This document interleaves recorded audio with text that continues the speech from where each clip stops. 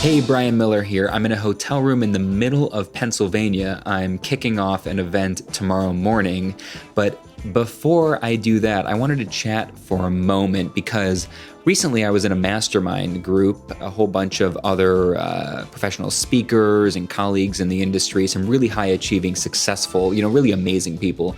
And before we all signed off, the host of the mastermind group asked each of us to mention one piece of software or gear that we utilize a lot in our business. And for me, it was a no-brainer. It was the voice recording memo app on my Samsung Note 8. I know, it's not very exciting, but the reason I'm so obsessed with the voice recorder app is because every single time I have an idea for my speaking presentations, for my podcast, for when I was working on my first book, for the stuff I'm working on for my next book, for my weekly blog, for my YouTube channel, it's so much faster to just take out my phone, hit record, and just talk as I have an idea, and I can listen to it later and really pull out the bits that I love instead of trying to type everything, because typing is so much slower than talking. And anything that I can do that really optimizes my workflow, especially when it comes to the creative aspect, is something that I love. And that is where this comes in. This is the Dictopro X200 digital voice recorder. Dictopro sent me this and asked if I would talk about it on my channel. And I was mostly intrigued by it because I couldn't understand who would use it and what it was for. Because it's just what it sounds like. It's a voice recorder, but like, I have a voice recorder. You have a voice recorder. Everybody in the world's got a voice recorder in their pocket.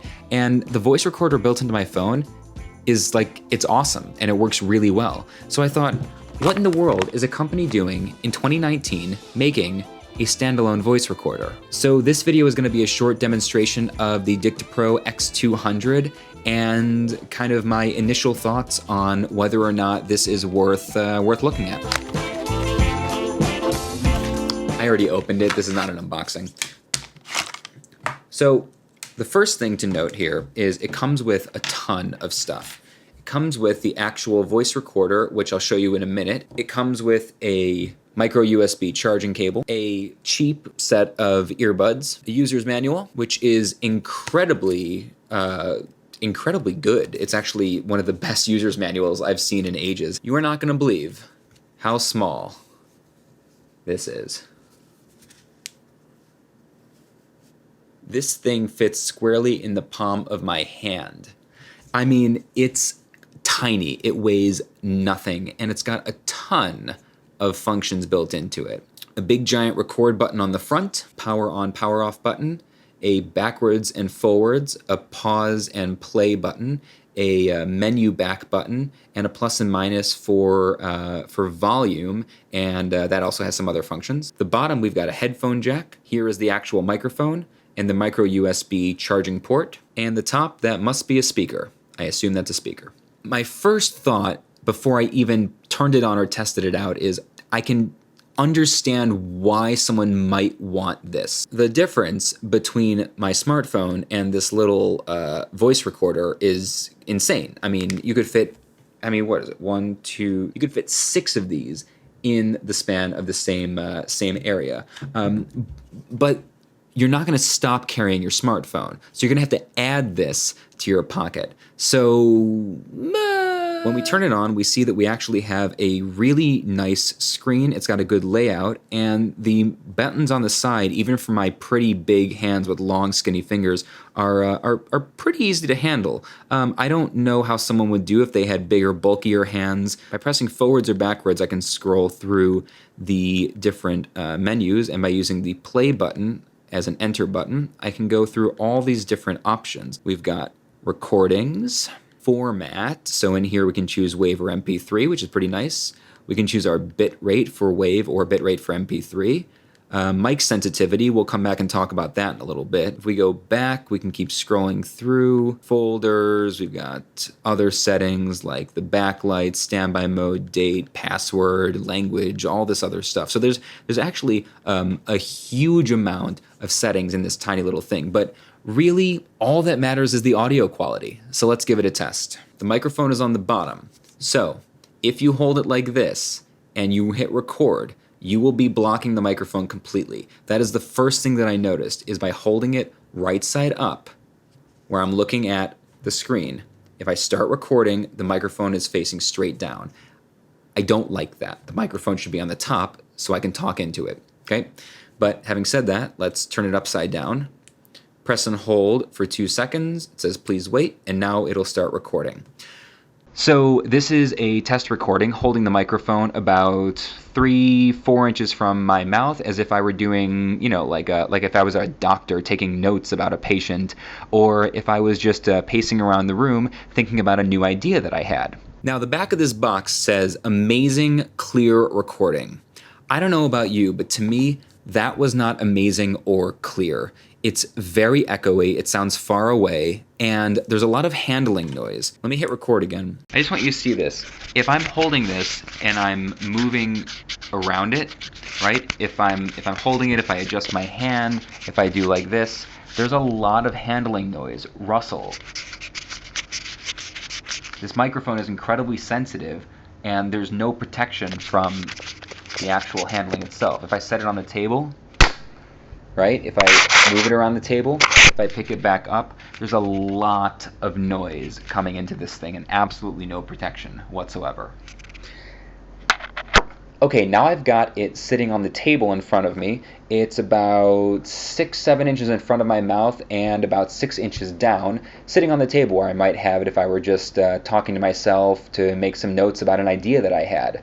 And this is what it sounds like when you're doing that. Now there's one note I'd really like to make about this. The input gain, the input volume for the microphone is here. It's easily accessible in the mic sensitivity spot of the menu, but you have to choose from grade 1 up to grade 7. It comes default at grade 7.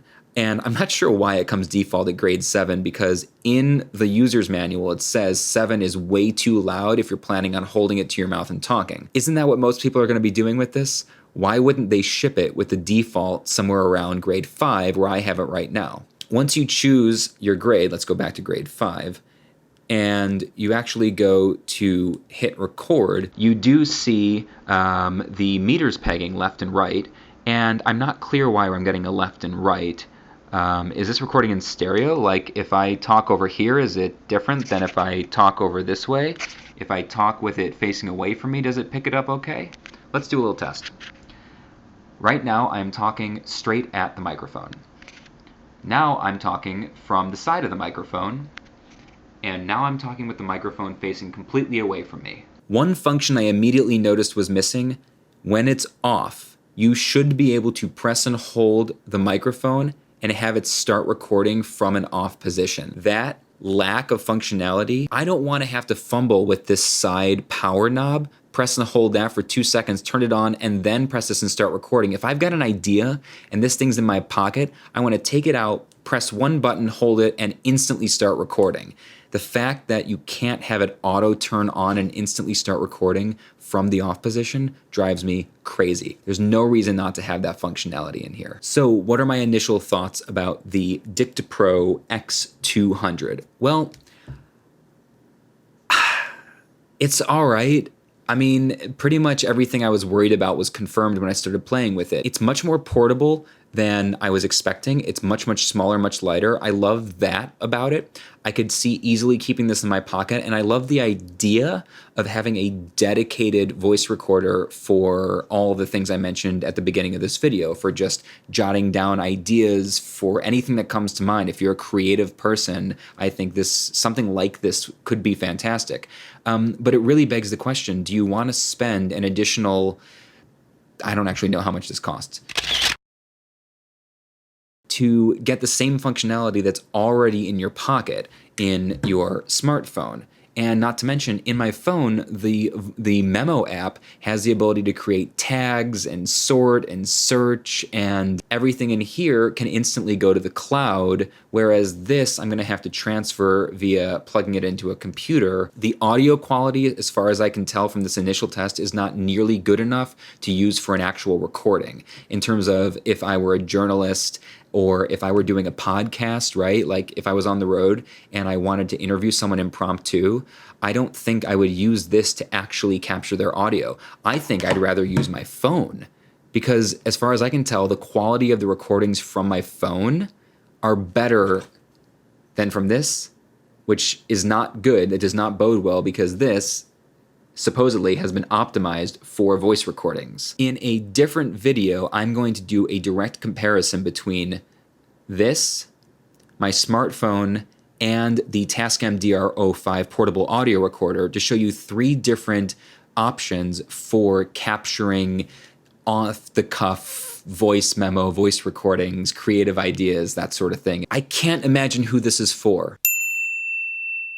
We don't realize how many people we meet on a daily basis because we treat most of these interactions as transactional. If this is for you, if you would like something like this, I want you to let me know in the comments. Tell me what you like about it, what functionality you'd like to see in it, and do you already own anything like this? I don't think I can possibly use this. If they added the functionality to press and hold and just start recording instantly from the off position, I'd be more interested in it, but the handling noise and the quality of the microphone don't excite me. But at the moment, I would either use my phone or a portable audio recorder, which I always have with me. So anyway, my name is Brian Miller. Thanks so much for sticking with me, and always remember that our world is a shared experience. Have a good day. Hey, I hope you enjoyed that video. If you did, you would probably love my new YouTube channel, Audio for Content Creators. It's an entire channel exclusively dedicated to audio tutorials and gear reviews. So click the link in the description, hit subscribe, ding the notification bell. You'll be thrilled you did. There's gonna be some fantastic stuff rolling out over there on a weekly basis. Okay, thanks so much.